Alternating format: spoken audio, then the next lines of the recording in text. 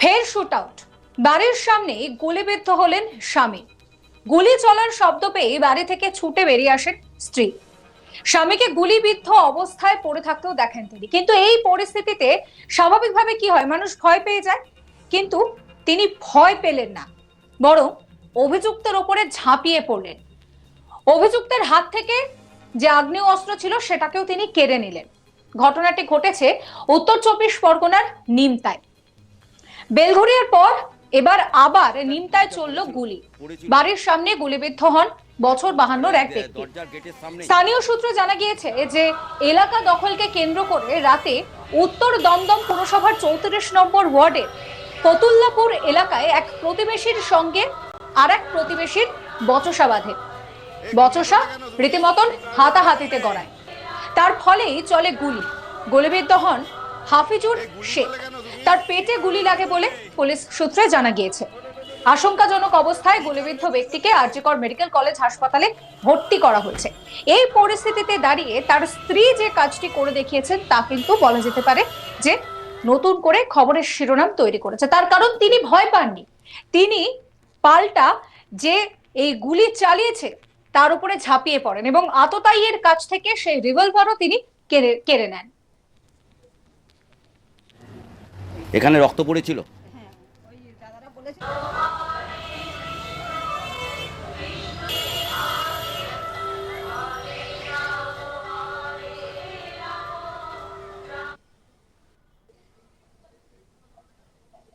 আক্রান্তের বাবা হাবিবুর রহমান কি বলছেন শোনাবো আপনাদের।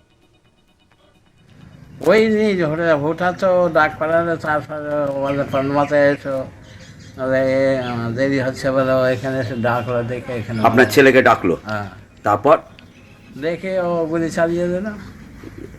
কটা গুলি করেছে আপনার ছেলেকে? গুলি তো তিনটে দিয়েছে, দুটো তিনটে গুলি দিয়েছে। হ্যাঁ, কোথায় গুলি করেছে? আপনার ছেলের নাম? হাফিজুর রহমান। কেন গুলি করলো বলে মনে হচ্ছে? আমার তো ওই বিশ্বাস পার্টির ব্যাপার, পার্টির ব্যাপারে, পলিটিক্যাল। হ্যাঁ, পলিটিক্যাল। ও কোন রাজনৈতিক দল করতো? ও ওই এবারে ধরো ওরা তো তৃণমূল করছে, যারা মেরেছে। আচ্ছা, আর ও তৃণমূল করতো?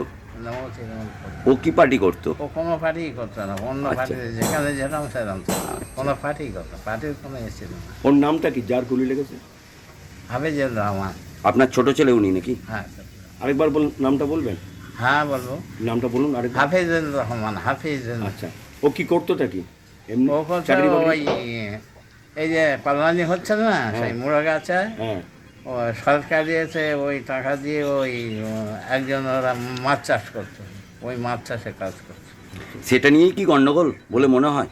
না, সরকার এখন এসে দেবে না, তাই বলেছে, বন্ধ রেখেছে।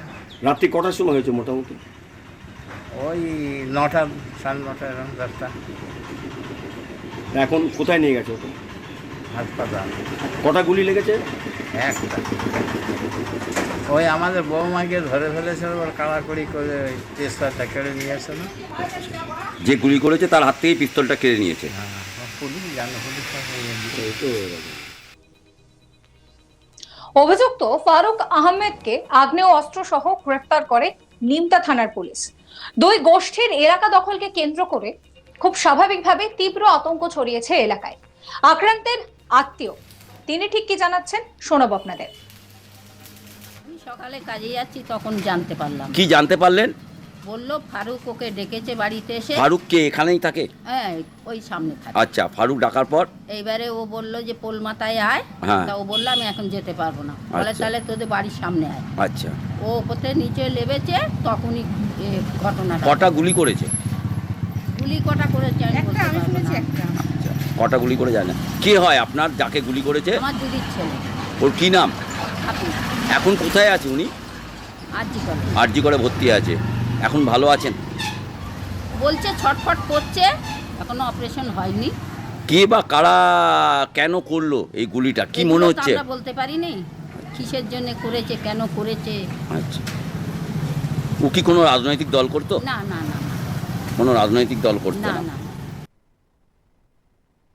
ঘটনার পরে নিমতা থানার পুলিশ অভিযুক্ত ফারুক আহমেদকে গ্রেফতার করেছে।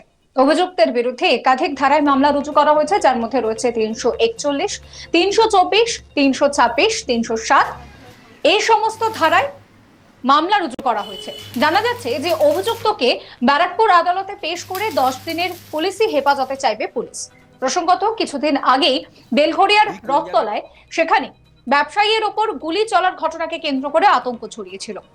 এবার আবারও নিমতায় এই শুট আউটের ঘটনা ঘটায় প্রশাসনের নিরাপত্তা নিয়ে অনেকেই কিন্তু প্রশ্ন তুলছে। এই নিয়ে আমার কালিগ দীপক দেবনাথের একটি রিপোর্ট দেখাবো আপনাদের। দেখো, বেলঘড়িয়ার পর ফের একবার শুট আউটের ঘটনা ঘটল নিমতায়, এবং এই ঘটনাকে কেন্দ্র করে রীতিমতো চাঞ্চল্য ছড়িয়েছে ব্যারাকপুর শিল্পাঞ্চলে। তুমি জানো যে গতকাল রাতে এই নিমতা থানার অন্তর্গত উত্তর দমদম পৌরসভা এবং সেই পৌরসভার 34 নম্বর ওয়ার্ডের ফতেল্লাপুর এলাকায়, সেই এলাকায় কিন্তু এই গুলি চালানোর ঘটনা ঘটেছে। এবং যেটা জানতে পেরেছে, দুই প্রতিবেশীর মধ্যে বচসা এবং সেখান থেকে গুলি চালানোর ঘটনা। ফারুক আহমেদ নামে এক ব্যক্তি, অভিযুক্ত ব্যক্তি, তিনি গুলি চালান তারই যে প্রতিবেশী হাফিজুর শেখ তাকে লক্ষ্য করে, এবং গুলি লাগে হাফিজুরের পেটে এবং ঘটনাস্থলে লুটিয়ে পড়েন তিনি।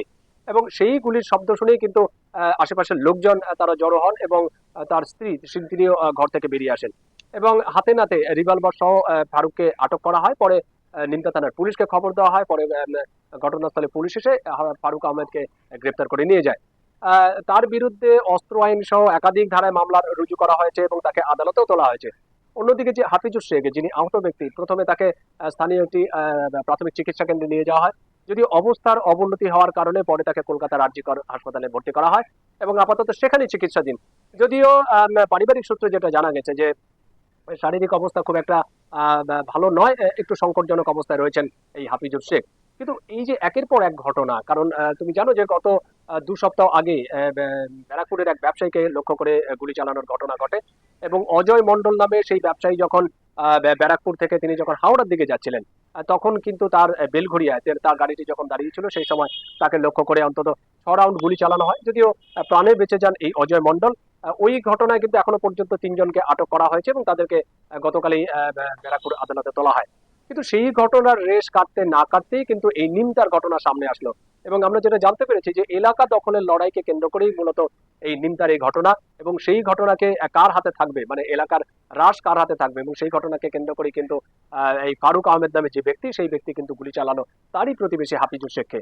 এবং এই ঘটনায় আমরা দেখলাম যে গতকাল রাত থেকেই যথেষ্ট চাপা উত্তেজনা, এবং পুলিশ নিয়মিত টহল দিচ্ছে যাতে নতুন করে আর কোনো উত্তেজনা ছড়িয়ে না পড়ে। কিন্তু যেটা বলছিলাম যে এই ঘটনাকে কেন্দ্র করে কিন্তু ব্যারাকপুর শিল্পাঞ্চলে পরপর 2 সপ্তাহের মধ্যে 2টি শুট আউটের ঘটনা ঘটলো, এবং রীতিমতো চাঞ্চল্য ছড়িয়েছে এই ব্যারাকপুর শিল্পাঞ্চলে।